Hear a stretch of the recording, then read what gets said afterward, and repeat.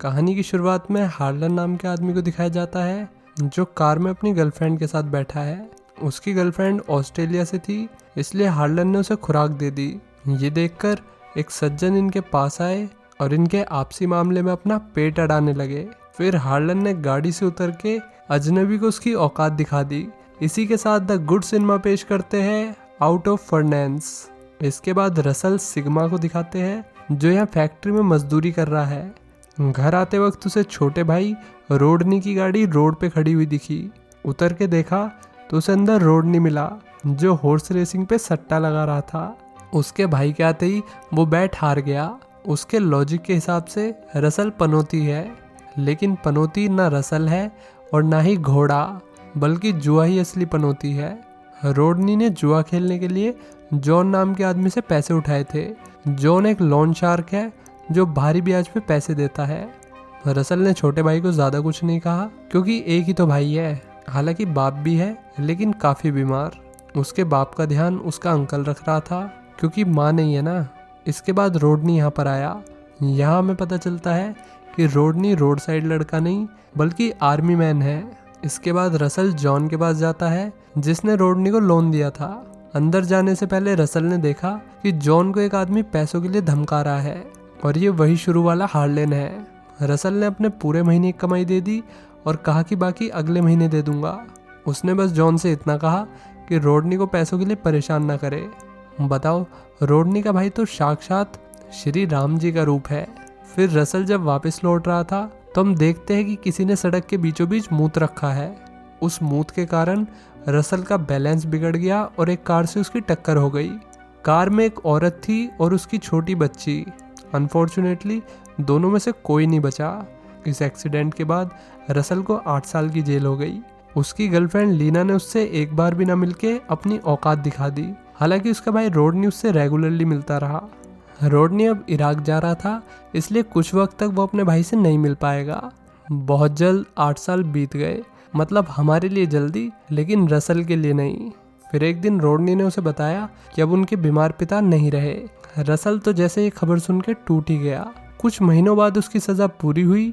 उसका भाई उसे लेने आया था। पहले तो वो अपने बाप की कब्र पर गए, फिर रसल अपनी गर्लफ्रेंड लीना से मिलने, लेकिन लीना तो पुलिस वाले के साथ घर बसा चुकी है।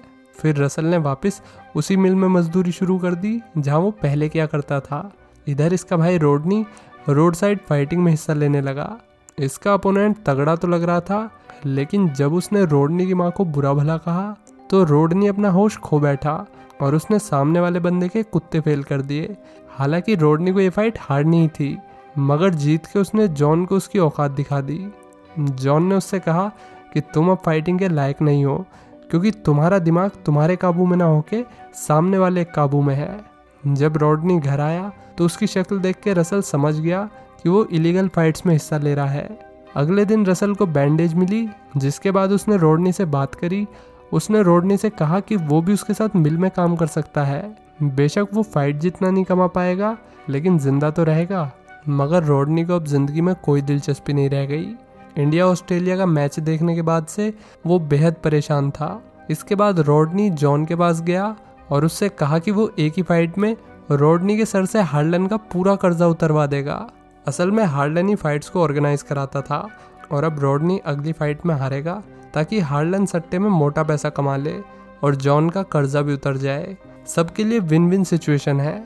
दूसरी तरफ रसल सिग्मा को दिखाते हैं जो अपनी एक्स के पास गया। सिग्मा की एक्स अब माँ बनने वाली थी। हालांकि डीप डाउन वो अभी भी रसल से ही प्यार करती थी, मगर उसका पति पुलिस वाला सरकारी नौकरी कर रहा था तो उसने प्यार के ऊपर परिवार को चुना। बंदी ने पुलिस वाले को चुन के रसल को चूना लगा दिया।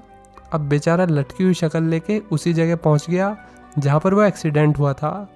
वो उस औरत और बच्ची की आत्मा से माफ़ी मांगता है और कहता है कि मैं फिर कभी गलती से भी किसी को चोट नहीं पहुंचाऊंगा। मीनवाइल फूलों ने उससे कहा, पत्थरों को खुश करने के लिए फूलों का कत्ल कराए तुम, कि पत्थरों को खुश करने के लिए फूलों का कत्ल कराए तुम। जहाँ गए थे अपने पाप मिटाने वहाँ एक और पाप कराए तुम। दूसरी तरफ जॉन रोडनी को हार्लेन से मिलाने ले जाता है। रोडनी को देखकर हार्लेन ने कहा कि बड़ा कमज़ोर लेग पीस है, कहाँ से उठा के लाए हो इसे। रोडनी इतनी बेइज्जती करवाने वालों में से नहीं था, बल्कि इससे भी ज़्यादा, इसलिए उसे कुछ खास फर्क नहीं पड़ा। खैर हार्लिन रोडनी को फाइट में लेने के लिए मान गया, लेकिन उसे फाइट हारनी होगी। जॉन ने उसे ये बात साफ तौर पर बताई कि उसे फाइट हारनी होगी, मगर रोडनी, जिसे हार्लिन ने कमज़ोर लेग पीस कहा था, ये साबित करना चाहता है कि फाइट लेग से नहीं बल्कि हैंड से होती है। खैर फाइट शुरू हो गई और रोडनी ने तो सामने वाले बंदे को उसकी औकात दिखा दी। फिर पीछे से जॉन ने उसे याद दिलाया कि उसे ये मैच हारना है। यार ये सुन के बाकी लोगों ने जॉन को बेल्टों से नहीं मारा। खैर रोडनी ने वैसा ही किया जैसा जॉन ने उससे करने को कहा, लेकिन अपोनेंट इतना बहन का भाई था कि वो रोडनी को मारता ही रहा। फिर बीच बचाव करने जॉन को ही आना पड़ा। अब जॉन और हार्लिन के बीच का मैटर सुलट गया। फिर जब जॉन रोडनी को लेके घर जा रहा था तो बीच रास्ते में हार्लिन और उसके आदमियों ने उन्हें रोक लिया और फिर हार्लिन ने जॉन को ठोक दिया। मरने से पहले जॉन ने अपने दोस्त बारटेंडर को कॉल लगा दिया था, जिससे सारी आवाज़ वॉइस मेल पर रिकॉर्ड हो गई। फिर हार्लिन के आदमी रोडनी को जंगल में ले गए और उसे मार के वहीं दफना दिया। इधर रसल सिग्मा को दिखाते हैं, जो रोडनी का छोड़ा हुआ लेटर पढ़ रहा था। रोडनी ने लेटर में उससे माफ़ी मांगी उसकी बात ना मानने के लिए, लेकिन उसने वादा किया कि ये उसकी आखिरी फाइट होगी, और सही में ये तो उसकी आखिरी फाइट ही हो गई। रोडनी तो जुबा केसरी का पक्का निकला। फिर इसके घर पुलिस वाला आया। रसल को लगा कि ये उसकी एक्स के बारे में बात करने आया है, लेकिन ये बात एक्स की नहीं बल्कि रसल सिग्मा के भाई रोडनी की थी। रोडनी की मौत की खबर सुन के सिग्मा की सारी सिग्मागिरी निकल गई। अब जॉन के दोस्त ने पुलिस और रसल को वो वॉइस मेल सुना दिया जो जॉन के मरने से पहले रिकॉर्ड हुआ था। अब रसल ने अंकल के साथ मिलकर हार्लिन को ढूंढना शुरू कर दिया। इस बीच रसल को ये भी पता चला कि जॉन पे हार्लिन का भारी कर्जा था, जिसे फाइट करा के सुलटाने की कोशिश की गई। फिर रसल हार्लिन के आदमी से ड्रग्स लेने गया ताकि उसे हार्लिन का पता मिल जाए। पहले उन्होंने रसल से बात नहीं की क्योंकि उन्हें लगा कि वो underwear agent under cover agent है, लेकिन फिर उसकी शक्ल को ध्यान से देखने के बाद वो उसे अंदर ले गए। रसल को अंदर हार्लिन नहीं मिला। हार्लिन को ढूंढते ढूंढते हार लिया था हमारा लौंडा। फिर पुलिस वाले ने इसे रोक लिया और विश्वास दिलाया कि पुलिस हार्लिन को जल्दी पकड़ लेगी। इसके बाद रसल शांत हो गया और अपनी रोज की दिनचर्या में लग गया। पुलिस ने हार्लिन के अड्डे पर छापा मारा, मगर उन्हें हार्लिन कहीं नहीं मिला। फिर रसल ने फैसला किया कि उसे मैटर अपने हाथों में लेना होगा। उसे जॉन के कागजों से हार्लिन का नंबर मिला और फिर उसने उसे फ़ोन करके कहा कि वो जॉन का सारा कर्जा चुका देगा। ये सुनते ही हार्लिन उसी रात एक बंदे के साथ रसल की बताई हुई लोकेशन पर पहुंच गया। पहले तो रसल ने हार्लिन के साथी को मारा, फिर उसने हार्लिन को भी शूट किया, वो भी पैर पे। और इतना ही नहीं, उसने हार्लिन को खूब भगाया। वो चाहता था कि हार्लिन मरने से पहले कई बार मरे। पुलिस वाला न जाने यहाँ कैसे पहुंचा और उसने रसल को चेतावनी दी कि वो अपने हथियार फेंक दे, लेकिन रसल सिग्मा ने उसकी बात नहीं सुनी और पीठ में गोली मार के हार्लिन को शांत कर दिया।